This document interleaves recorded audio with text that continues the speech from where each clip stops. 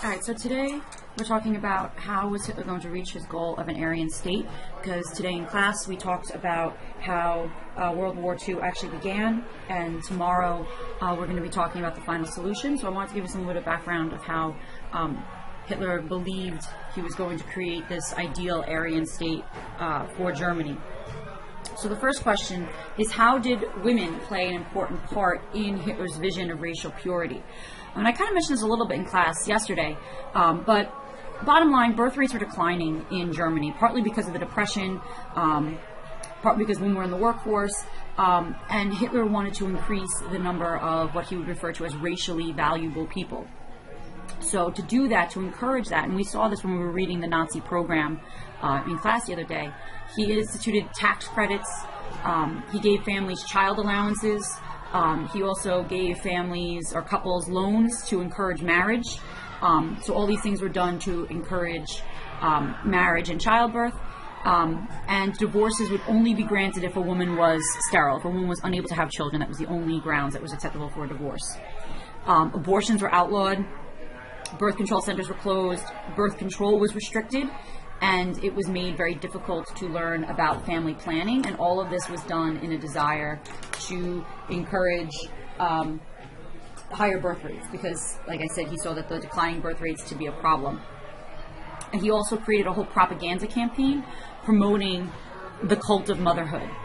So August 12th, which was Hitler's mother's birthday, women who had a lot of kids got what was called the Honor Cross of the German Mother. So you got a bronze medal if you had 4 or more children, you have a silver medal if you had more than 6, and a gold medal if you had more than 8. In 1939, there was 3 million women who had one of these, and the Germans had nicknamed it the Rabbit Decoration.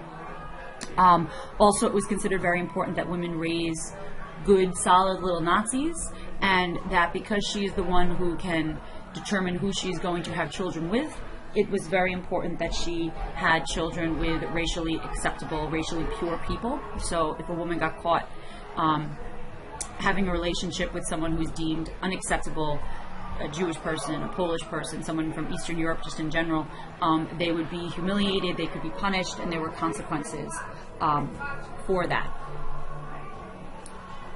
Now, overall, though, he never really succeeds in pulling women out of the workforce, especially as the war goes on. Women remain about 33% of the workforce in Germany, even prior to Hitler coming up, even prior to the war starting. But Hitler definitely tried his best to try to keep women out of the workforce. Now, the second question is, how did Hitler make sure that the quality of children born was high? So he didn't just target Jews; he targeted other people. He killed the gypsies as well as the Jews, but in addition, he wanted to make sure that the children that were being born in Germany were of a high quality. So what he did, between 1934 and 1939, more than 30,000 people were forcefully sterilized in Germany, being made unable to have children. Those were people who had mental illnesses, people who had hereditary diseases, people who were chronic alcoholics, or people who had physical deformities. He didn't want those genes being passed down to the next group of people, so that's why those people were forcefully sterilized. The state also then began to sponsor killing of people who were deemed useless to society. So between 1939 and 1945, more than 200,000 men, women, and children were killed because they were seen as being useless to society. And these people included the physically and mentally handicapped and criminals. So we saw that again with the criminals in the Nazi program that we read in class yesterday. Now with the children, basically what would happen, parents who had a child who was handicapped would be informed that the government is opening a new school for your child, where your child can go and kind of, gain skills or, get therapy. So you send your child to the school. It's on the other side of Germany. And then maybe a couple months later, you get a letter saying, oh, I'm sorry to tell you that your child has passed away. And in essence, what they had done, they had murdered your child.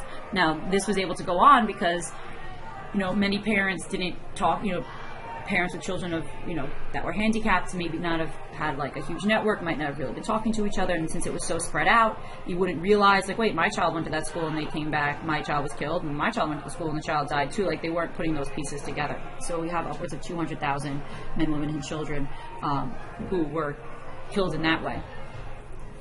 So the last question is, how did these ideas on race translate into the persecution of the Jews? So almost immediately after coming to power in 1933, we start to see laws passed that are limiting the rights of the Jews. And again, we saw this in the Nazi program where they talked about how Jews are not considered to be German and therefore they cannot have citizenship. So in 1933, we see these laws that were passed that began to suppress the Jews and keep them out of political office, keep them out of schools.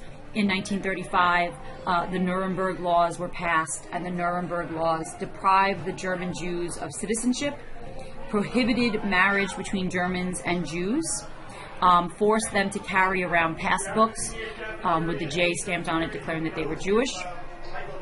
Many Jews lost their jobs. They were forced to sell their businesses, and they were forced to sell their businesses for much less than what it was worth.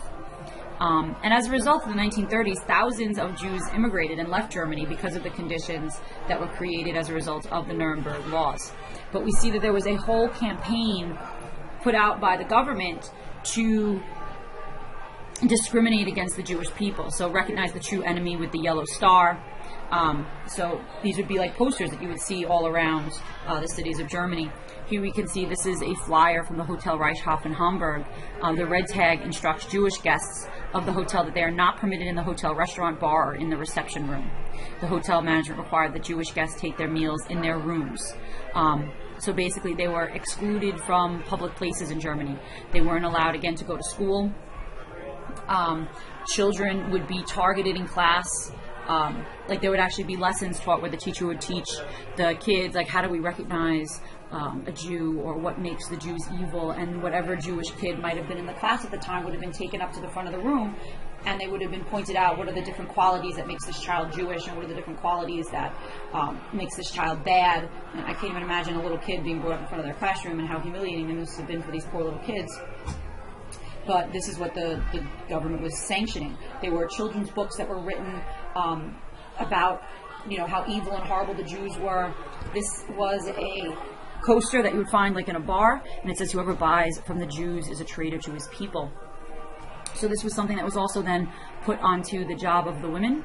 Women were expected to not patronize Jewish businesses, and so because they can have the control over the economy of their family, so they would be expected to not be purchasing from Jewish stores. So if you were a Jewish business owner that was able to remain open, no one would buy from you. Pretty much everyone boycotted you until you were forced to again sell your business for far lower than what the business was actually worth.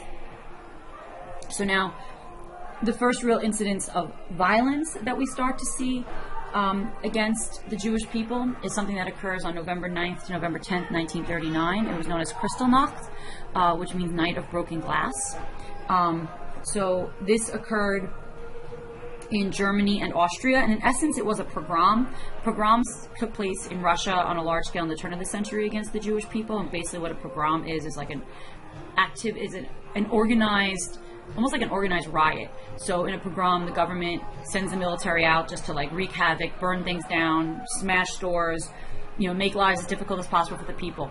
So basically during this night, Jewish stores were destroyed, synagogues were burned, Jews were rounded up and taken away. About 100,000 Jews in Germany and Austria were killed. We can see here, this is a picture of a Jewish business where all the windows were smashed open. This is why it was called the Night of Broken Glass, because of all these events. This is a synagogue that is burning down. And by 1938, about 250,000 Jews basically got fed up with the discrimination and left Germany. But what we're going to see, and we're going to talk about this tomorrow in class when we talk about the Holocaust, is that Hitler didn't just stop there with the discrimination against the Jews and pretty much making their lives miserable. He went on one step further to even go to the drastic step of trying to execute all of the Jews that lived in Europe. And that's what we're going to talk about tomorrow when we actually talk about the final solution.